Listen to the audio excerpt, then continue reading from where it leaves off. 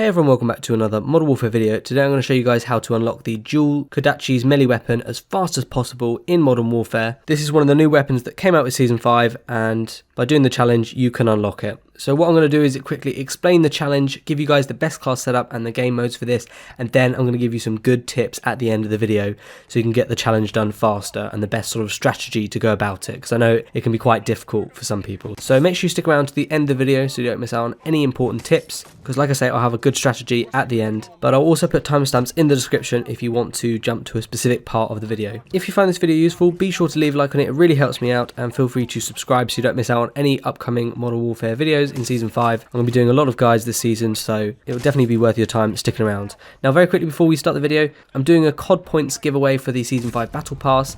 If you guys haven't seen my Battle Pass video for Season 5 and how to level up tiers faster, I'll put a card on screen and I'll have a link in the description. Go and check that out, because that talks at the start about how to enter this competition so you can have a chance to win the giveaway. Alternatively, if you go to my Twitter, which is in the description, the rules for the competition will be there as well. Anyway, without further ado, let's get into this video. So to unlock the dual Kodachis melee weapon, what you need to do is you need to complete the challenge which says, using the knife, get 3 kills while behind the enemy in 15 different matches. So obviously you need to kill 3 people in a match while you're standing behind them, and you need to do that in 15 different matches. Now, as a quick note, it needs to be completed in 15 different matches, so you can't stack them all in one game. And because of that as well, you need to make sure you don't leave the match early once you get the 3 kills in a match, or it's likely that, as with previous challenges, you'll get a penalty where it will then take longer to do because you quit early. So don't quit the match early, stay to the end. And if you're not sure if the 3 kills you got counted towards the challenge, make sure you check the challenge progress bar in game. So for that, you go to the menu when you're in a game, click on the combat knife of your class, and then hover over the dual Kodachis. It will say how many of those matches you've got the 3 kills in, and each match obviously goes up by 1 point. So make sure you know what the progress was on before the match started, so you know whether you've completed it or not. And if the 3 kills you got didn't count, obviously you need to go for more. Sometimes I think it's a little bit funny, because when you go to stab someone with a combat knife, it might accidentally lock onto their side or something like that. So sometimes it can be a little bit difficult and a bit annoying, but just keep going for it till you get it. It's not too difficult if you follow, this strategy, although it can be a little bit time consuming and frustrating at times. Okay, so let's get into the class setup then. So for the primary, I'd put on a riot shield just so you can protect your back, because you're going to be exposed. And then obviously for the secondary, we were going to put on the combat knife. You have to use that melee weapon as far as I know. And then for the perks, I'd recommend going for double time in perk 1. It just allows you to sprint faster. Obviously we need to get up and close to these enemies, so it's going to help us do that. In perk 2, I'd put on ghost, because you're undetectable by UAVs, radar, drones and heartbeat sensors. It just keeps you off the radar a little bit more and keeps you a little bit more stealthy, which is what we want. However, you could also put on something like hardline or pointsman. That just allows you to earn your streaks faster, your kill streaks, and I'll explain in a minute why that is important. Then finally in perk 3, I'd go for tracker. This is a must for this guide because it allows you to see enemy footsteps. So obviously you can see which way the enemy's walking, and obviously you can just go up behind them and then just stab them from behind. That is a must for this class, so definitely put on tracker in perk 3. It's really useful, because obviously we have to kill these enemies from behind. What about the equipment then? Well, for lethal you don't want to use anything, because that's going to take away from your kills. But for the tactical, you can either put on a stun grenade. Obviously you can use that to throw it at the enemies and stun them. It slows their movement and it's easier to run up to them and knife them. But you could also put on the heartbeat sensor. I used this for quite a few games of the challenge progress, and this is just because if you have a heartbeat sensor on, you can see if there's any enemies near, especially if you're sort of camping in an area and you want to see if there's enemies. A heartbeat sensor is really good for seeing where they're coming, where they are, that kind of thing. For the kill streaks, I'd recommend putting on the personal radar and the UAV. It just allows you to see enemies, and obviously we want to sneak up to them, so if we have a better idea of where enemies are on the map, it's easier for us to get more kills with this combat knife, so we're likely to get this challenge done faster. And then for field upgrades, I'd put on dead silence, because it allows you to have quiet footsteps, so you're not going to make the enemy aware if you're behind them, and also you can run faster. So quite often I've seen an enemy run past, they haven't seen me, and I try to run up to them, but obviously because they're ahead,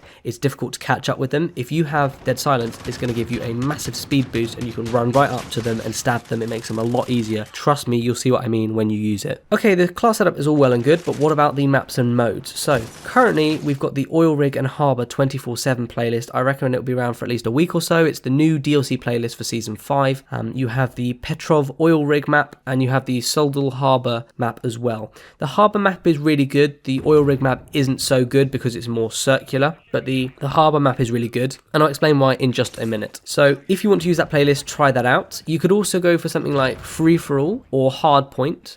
And this is just because the free-for-all, obviously you've got lots of enemies around, so you can easily wait for someone to come past and stab them in the back, or there's more enemies, so it just makes it a little bit easier, and generally you'll be on smaller maps as well, so that's quite useful.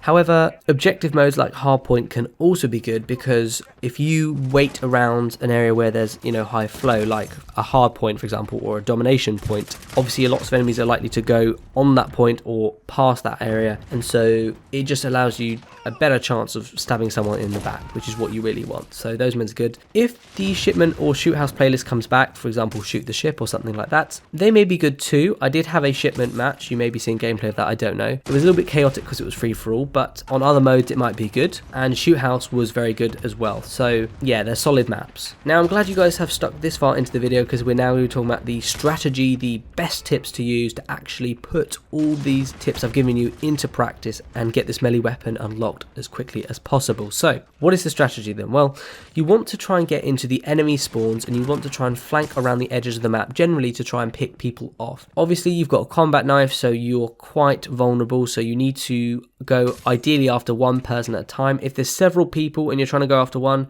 wait for the first people to go first, because otherwise, I've tried it before where you go after the first person and then there's other people there and they'll attack you as well. So try and pick people off individually.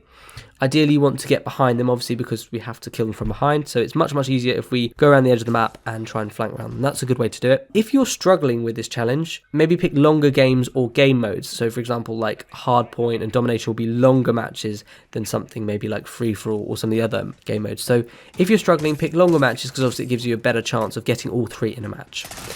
And a solid way to do this, if you don't want to run around the map trying to do this, is if you can literally just camp in a high flow area of the map or near objectives, like I said, e.g. domination points or hard points, or like I say, camp behind objects like crates and stuff like that if you're really struggling, and just wait for enemies to run past. I'll show gameplay of a few little spots on the Soldal Harbour map and one or two of the Oil Rig map as well, just for a few camping spots to give you some ideas. There's quite a few on the harbour map, there's lots of little crates. Definitely try that out. Maybe that might be the best way, but obviously it's a little bit more boring just camping there, so you just gotta wait. It's up to you what approach you guys take to this. If you've tried all this and you think, damn, I'm still really struggling, there is a very cheeky way for you to get all these done as quickly as possible. I would say it's almost a flawless method.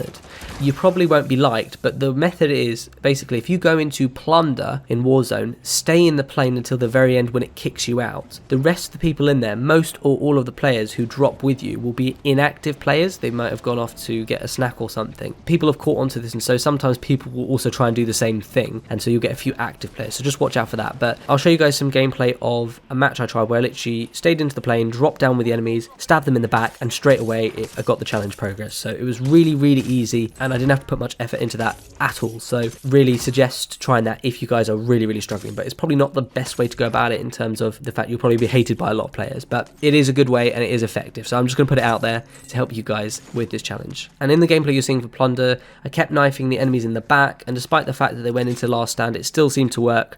So I'm going to recommend that to you guys if you're struggling. Now, obviously remember to aim for the back at all times. However, if you do stab them lower down, if you're crouched, for example, and you stab them in the bum or the legs or something, that should work too. It just generally means from the rear aspect of them. So pretty much anywhere on their back, legs or bum should be fine. Now, when I was getting this challenge done, some of the time I'd get a backstabber medal for it, but you don't always get it, and I have heard people saying that for this challenge, oh, you have to get backstabber medals. If I'm wrong, I will correct myself, but as far as I know, for a lot of the games, I didn't get backstabber medals, but I was still getting the progress, so don't worry if you're not getting a backstabber medal. Obviously, if you do get one, that should definitely count, but if you don't, you still might get the progress, so just stick it out and don't think, oh, damn, I haven't got the backstabber medal, so it doesn't count. It probably will, because I'm pretty sure with my gameplay it was still counting, but I was not getting always the backstab medal. Anyway, if you do all that correctly, you will get yourself the dual Kodachis melee weapon. Very nice weapon. Really enjoyed using it. It's very fun, and it's got quite a big range as well. Seems to have a bigger range than the combat knife, which is good. Go out there, use the weapon. So if you guys got any other tips, leave them down below in the comment section. Feel free to like the video and subscribe with post notifications on if you found this video useful, so you don't miss out on any upcoming Modern Warfare videos. And if you guys are interested, make sure you go and check out that Battle Pass video or my Twitter to be in with a chance of winning those COD points for the giveaway. Cheers guys for watching, and hopefully I'll see you all on my next video.